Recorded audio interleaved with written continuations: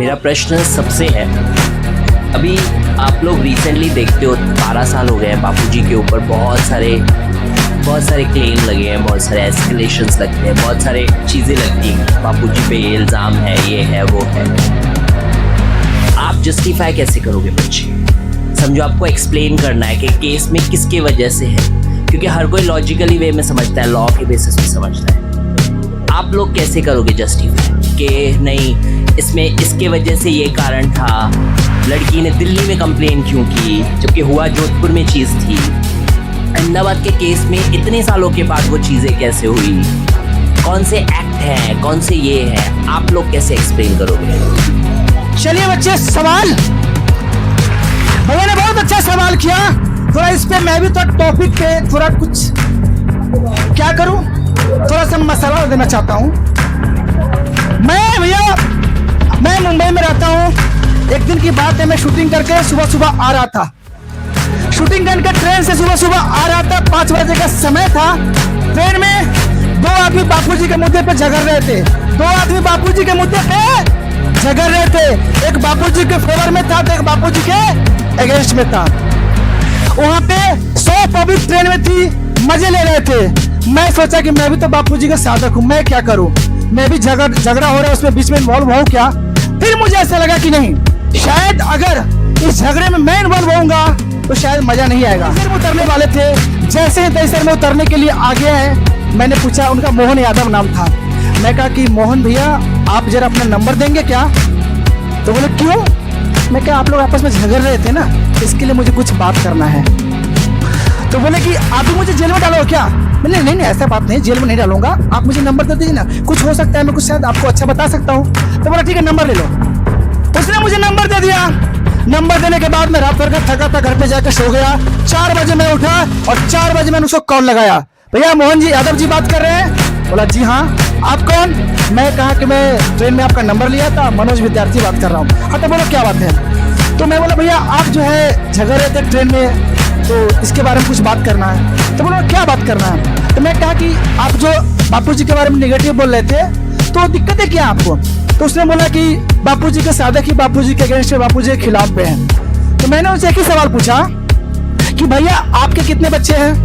बोला 4 बच्चा। भैया चारों बच्चा आपकी बात को मानता है क्या? अरे नहीं, छोटा वाला ना बहुत कमीना है, छोटा वाला तो मेरा बात मानता ही नहीं है। मैं कहा भैया जब आपके 4 बेटे में छोटा वाला कमीना छोटा बात नहीं मानता है, तो बापूजी के 7 करोड़ शिष्य है। अगर 7 करोड़ में तो 4 इधर हो भी गया तो भी आंकड़ा बहुत कम है। वो बंदे को ऐसा माइंड में क्लिक हुआ, वो जो नेगेटिव था वो पॉजिटिव हो गया और बापूजी के लिए सुप्रचार करने लगा। तो कभी कभी मुझे ऐसा लगता है कि जैसा सिचुएशन आए, सिचुएशन को हिसाब किताब को देखते हुए हैंडल करना चाहिए। आगे जा रहे हैं तो उनको, और उनके पास बहुत सारे लोग आते हैं, बहुत सारे लोग यहाँ सत्संग सुनने आते हैं, और वो जो एक लड़का था वो नहीं जाता है। तो मैं ऐसा बोलूंगी की म्हणजे जब तिथं कोण जर असेल तर त्यांना असं सांगायला आवडेल मी की एवढी सगळे जण जर बापूजींकडे जाते तर मग तू एकटा काही येडा झालायस का?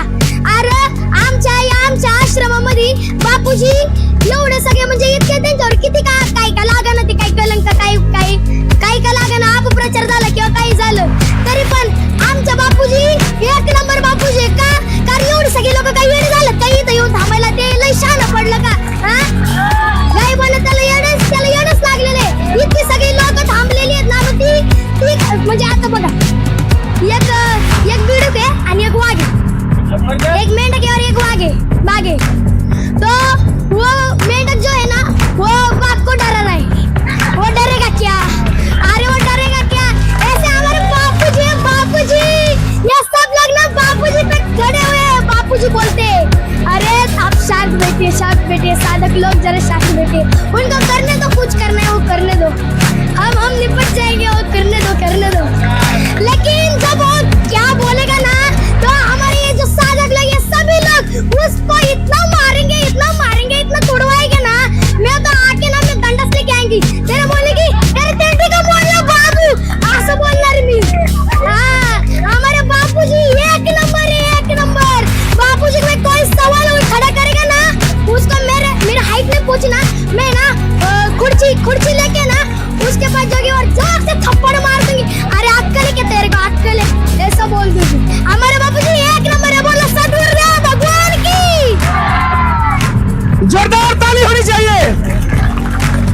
ये बापू की शेरनी है, झांसी की रानी है, और यही झांसी की रानी है पहले की।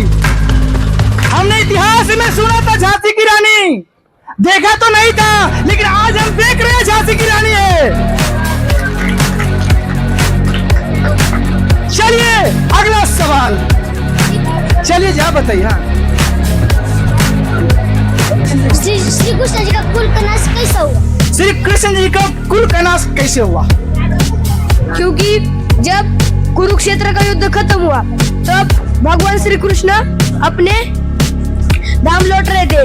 तब गांधारी माता ने उनको शाप दिया कि तुम्हें पता था आगे क्या होने वाला है, फिर भी तुमने कुछ नहीं बोला।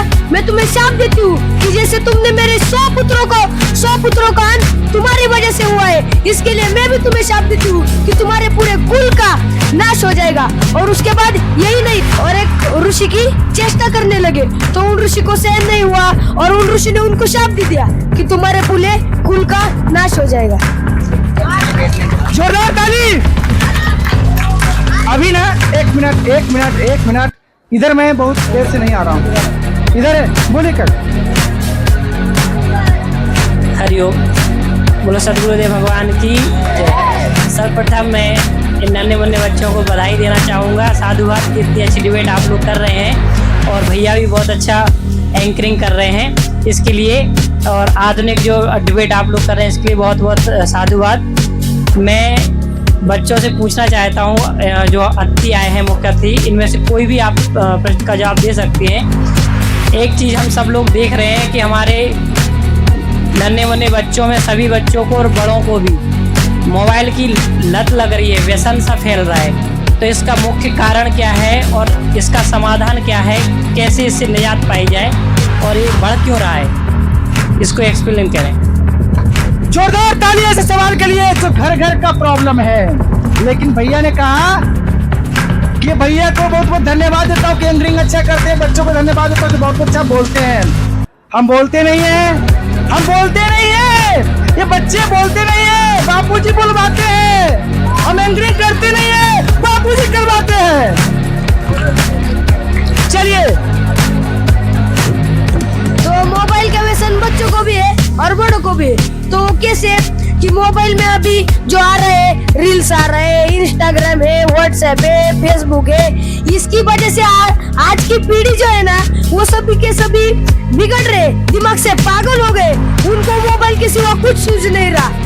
तो एक बार मैंने हमारे महाराष्ट्र देश में, हमारे पुणे जिला में एक घटना है, मैं आपको सुनाता हूँ। तो क्या हुआ कि एक आदमी था, एक शिक्षक था, वो रम्मी खेल रहा था और उसने रम्मी खेलते खेलते उस रम्मी पर 18 लाख रुपए खर्च कर दिए।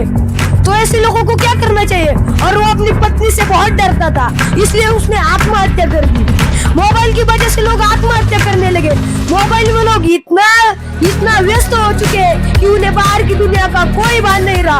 और मोबाइल लगने का मुख्य कारण यही है कि हम अपने बच्चों को ज्यादा देर मोबाइल देते हैं। हमारे बच्चे रात भर मोबाइल लगते हैं, इसलिए उनकी दृष्टि कम हो जाती है, उनको सोना कम हो जाता है, इसलिए उन्हें आगे शिक्षक जो सिखा रहे वो उनको कुछ नहीं समझता। तो हमें मोबाइल से बच्चों को दूर रखना चाहिए। और मोबाइल बड़ों ने भी मोबाइल कब लेना चाहिए? सुबह 6 से रात को 10 बजे तक। उसके बाद हमें क्यों मोबाइल लगेगा? हम पर कोई हमला करने वाला है या हम पर कोई गोलीबार करने वाला है? कोई नहीं ना। तो फिर मोबाइल एक जगह रखने का और सुबह खोलने का, इससे हमारी आज की पीढ़ी बहुत सी सुधर जाएगी। अब इसका तो साइंटिफिक वे से ये भाई भी जवाब दें। देखिए, अभी तो प्रैक्टिकली देखा जाए तो फिर हम ऐसे नहीं कर सकते कि फ़ोन को पूरा छोड़ ही दें, क्योंकि हमारा मैक्सिमम चीज़ मतलब डिपेंडेंसी फ़ोन पे ही है अभी हमारी, ठीक। क्योंकि अभी हम छोटे से छोटे काम के भी हम फ़ोन का इस्तेमाल करने लगते हैं। वो पहले ज़माने में होता था जब टेक्नोलॉजी नहीं आई थी कि मतलब हम खुद से पुरुषार्थ करें। आजकल के मतलब जो मनुष्य है वो खुद से पुरुषार्थ करना भूल ही गए, क्योंकि उनका सब चीज़ मैक्सिमम चीज़ मोबाइल पे ही सब डिपेंड है। सब चीज़ की अच्छी चीज़ें होती हैं, बुरी चीज़ें होती हैं। अब फ़ोन का आप कैसे सदुपयोग कर रहे हो वो आपके हाथ में है। अब ये फ़ोन एक ऐसा घोड़ा है जिसकी लगाम आपके हाथ में। अब आपको किस दिशा में लेके जाना है आपके ऊपर है। उसकी अच्छी यूज़ क्या है? जैसे बहुत अच्छा है कि मतलब सत्संग सुनना, प्रचार करना, प्रसार करना, ये अच्छे यूज है। अगर आपको सपोज, और ऐसी बात है कि आप काम धंधा छोड़ देंगे, काम तो आप करेंगे, लेकिन जितना काम, बाबूजी बोलते हैं कि मोबाइल को शौचालय की तरह यूज करना चाहिए। जैसे शौचालय में कहते हैं वहां तो 24 घंटा बैठे रहते हैं हम लोग, अपना काम हुआ आ गए। ऐसे ही मतलब मोबाइल का इस्तेमाल करना चाहिए जिससे किसी का नुकसान ना हो, और अपना खुद का फायदा करने के लिए तो जैसे प्रचार प्रसार, सेवा मतलब अभी हम शारीरिक रूप से सेवा करने आए तो थोड़ी सेवा कर सकते हैं, लेकिन आजकल सोशल मीडिया में अगर हम लाइक कर दे, शेयर कर दे तो कितना बड़ा सेवा होता है फ़ोन पे ही। तो ऐसे नहीं कह सकते कि फ़ोन गलत ही है या फ़ोन सही ही है, लेकिन उसका हर चीज़ से हमें अच्छा सद्गुण लेना आना चाहिए। हरिओम। कुल मिला के इनका कहना है कि इंसान गलत नहीं होता है, इंसान का सोच गलत होता है। मोबाइल गलत नहीं है, मोबाइल को यूज करना गलत है। किस तरह आप यूज करते हैं वो आपके ऊपर डिपेंड करता है, राइट? और लेकिन ये झांसी की रानी क्या बोलती है, इनका भी सुनना जरूरी है। शुक्रिया शुक्रिया। हाँ, अब देखो यहाँ पे बहुत सारे लोग हैं, बहुत सारे लोग हैं, उनके पास मोबाइल है कि नहीं?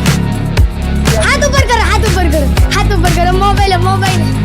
अरे करो रे, मैं क्या आपको मारूंगी क्या? मैं मारूंगी क्या? इतने के सब लोगों के पास मोबाइल है। मोबाइल इनका इतना प्यारा है, इतना प्यारा है, इतना प्यारा है। बहुत सारे लोग आके बोलते हैं मोबाइल मत देखो, मत देखो, मत देखो, लेकिन वो देखते हैं, देखते हैं, देखते हैं। मैं उनको इतना ही बोलना चाहती हूँ, अरे आपको मोबाइल बहुत अच्छा होता है, लेकिन एक तरफ से गलत भी होता है, और वो गलत बाजी ना वो हमारे दिमाग में ही रहनी नहीं चाहिए। वो जो ऐप्स होते हैं ना, वो हमारे बिन काम के कचरा ऐप्स होते हैं ना, वो इंस्टॉल ही नहीं करने, डिलीट मारनी चाहिए। और हमारे मोबाइल पे क्या क्या है? हाँ, इंस्टाग्राम है, फेसबुक है, व्हाट्सएप है, और क्या है, और क्या यूट्यूब है। इन सब में गलत गलत चीजें तो आती है, लेकिन अच्छी भी चीजें आती है ना। हमारे आश्रम जी पापू का सच्चाई वहाँ आता है।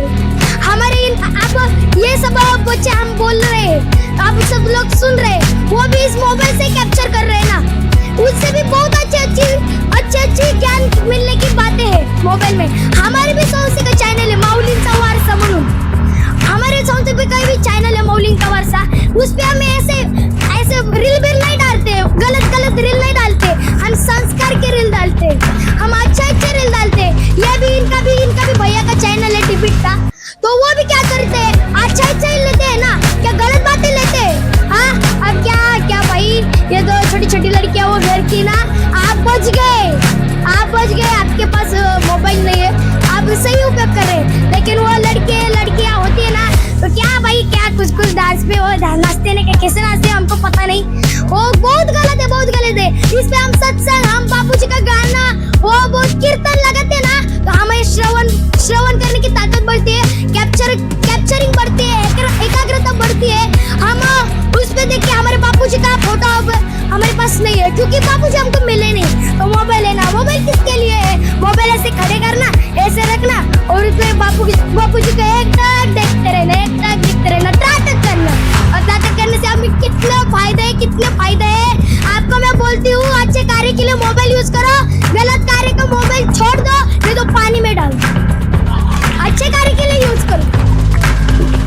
कहने का मतलब है कि बढ़ती टेक्नोलॉजी एक तरफ सही है तो दूसरी तरफ गलत भी है। लोग विकास की बात करते हैं कि इंडिया को डिजिटल इंडिया बनाना है, लेकिन शायद उनको पता नहीं है कि जिस डिजिटल इंडिया की आप नाम ले रहे हैं उससे समाज को नुकसान भी बहुत हो रहा है। आज की समाज, अगर वीडियो डाला जाता है गलत तो मिलियन में व्यूज पहुंच जाते हैं। कौन पहुंच जाता है व्यूज? कौन पहुंच जाता है? मैं पूछना चाहता हूं, हम सब कौन पहुंच जाता है? और जोर से बोलो ना चाहते हुए हम लोग क्या करते हैं? देखते हैं। लेकिन जब मैं सत्संग की बात करें ना, हमारे बच्चे ज्ञान की बात जब करें ना, तो सबके मन में डर पैदा हो जाता है कि अगर मैं अपने रिश्तेदार को वीडियो भेज दूंगा तो पता नहीं क्या सोचेगा। है कि नहीं ऐसा? हर किसी के मन में डर होता है कि नहीं, कि अगर अच्छा वीडियो अगर मैं रिश्तेदार को भेज दूंगा तो पता नहीं क्या सोचेगा। नहीं भेजते, नहीं शेयर करते हैं, अच्छा चीज को प्रोत्साहन नहीं देते हैं और गलत चीज को प्रोत्साहन देते हैं। तो हमारी मानसिकता चेंज करनी पड़ेगी। जब तक हम मानसिकता चेंज नहीं करेंगे, हमारे युवा पीढ़ी पे विदेशी आक्रामक होते रहेंगे और फिर से हम गुलाम होते रहेंगे। सोचना हम सबकी जिम्मेदारी है। अगला सवाल, कुंती जी ने करण को नदी में क्यों छोड़ा? कुंती जी ने नदी में करण जी को क्यों छोड़ा, बताइए जी।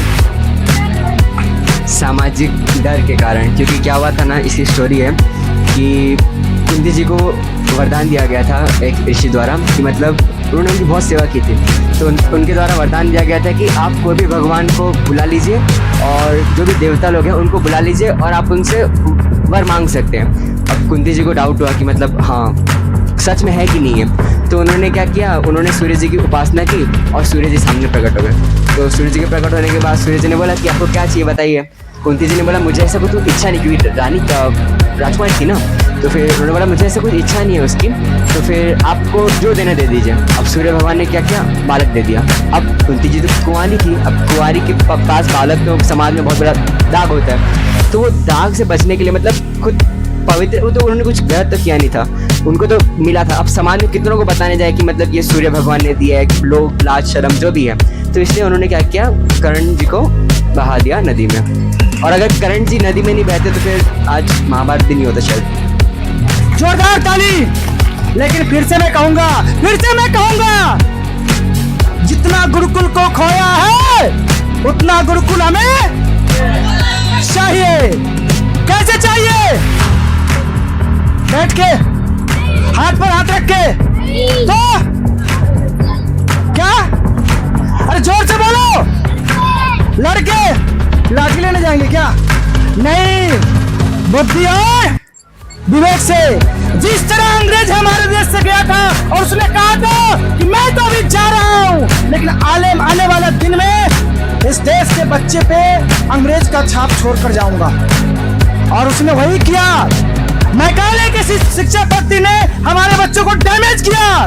लेकिन ध्यान रखना, हम सब भी भारतवासी हैं, बापूजी के बच्चे हैं। जैसे मैंने आपको बता दिया कि बिल्डिंग उनका, बच्चा उनका, लेकिन संस्कार हमारा। ये नीति अगर अपना लिया तो जितना गुरुकुल को खोया है वो उतना गुरुकुल को पाने के लिए हमें समय नहीं लगेगा। अगर बिल्डिंग बनाने जाएंगे बहुत समय चला जाएगा, बहुत धन चला जाएगा, लेकिन अगर ये नीति अपना लिया तो बहुत ही कम खर्चा में जितना गुरुकुल को खोया है उतने गुरुकुल को फिर से हम वापस ले सकते हैं। करेंगे ऐसा? अरे करेंगे कि नहीं करेंगे? अगर नहीं किया, अगर सुन लो, अगर नहीं किया तो आने वाले दिन में अपने बच्चों को मुंह दिखाने लायक नहीं होगे। वो भी बच्चा कहेगा कि कैसे मेरे माता पिता कायर थे जो हमारी संस्कृति को गुलाम करके चले गए। जवाब देना मुश्किल पड़ जाएगा। अरे आपकी उम्र तो खत्म हो गई, 50 साल खत्म हो गया, ज्यादा से ज्यादा 20 साल 30 साल जियोगे, लेकिन छोटे मोटे नन्हे मुन्ने प्यारे बच्चे, इसके भविष्य के लिए जरा सोचो। सोचना पड़ेगा, अभी से ही तैयारी चालू करनी पड़ेगी, और जितना गुरुकुल को खोया है उतना गुरुकुल को वापस लाना है। स्कूलों में जाकर, कॉन्वेंट में जाकर दिव्य प्रेरणा प्रकाश प्रतियोगिता कराना है, बाल संस्कार कराना है, ऋषि प्रसाद बुक बांटना है, मातृ पितृ पूजन कराना है, तुलसी पूजन कराना है, और उतना गुरुकुल वापस लेकर हमें आना है। ये दीपावली में 2 डिबेट हुआ, कैसा लगा? आप सब YouTube चैनल के माध्यम से मुझे कमेंट्स के माध्यम से बता देना, और शंखनाद 1 और शायद और भी मंगलमय चैनल पे आएगा, तो कमेंट के माध्यम से बताना आप सब। और वास्तव में डिबेट होना चाहिए या नहीं होना चाहिए? अगर होना चाहिए तो आप सबकी सपोर्ट की जरूरत है। अगर होना चाहिए तो जिस तरह गलत वीडियो के लिए लोग भर के व्यूज देते हैं, तो अच्छे वीडियो के लिए आप लोग को व्यूज देना पड़ेगा, तभी जाकर उनसे हम फाइट कर पाएंगे। अगर हम अपनी टैलेंट को, कला को दबा कर रखेंगे तो हम आगे दुश्मन से नहीं लड़ पाएंगे। अगर अपनी कला टैलेंट को आगे बढ़ाना है तो आप सबकी सपोर्ट की आवश्यकता पड़ेगी। इसलिए जो भी चैनल है, हमारा चैनल हो या किसी का भी चैनल हो, मंगलमय हो, आश्रम का कोई भी चैनल हो, जो भी अच्छा दिखाता है उसे हमें सपोर्ट करना हमारी जिम्मेदारी है। अभी झांसी की रानी, मैंने इनका बोला नाम, आइए झांसी की रानी थोड़ा गर्जना करना चाहते हैं, कीजिए थोड़ा गर्जना, उसके बाद बाइंड अप करेंगे। ठीक है। सबसे पहले हरिओम। यहाँ हम सब लोगों ने डिबेट लिया, वो कैसा लगा आपको? अरे आवाज इसमें लगा। कैसा लगा आपको?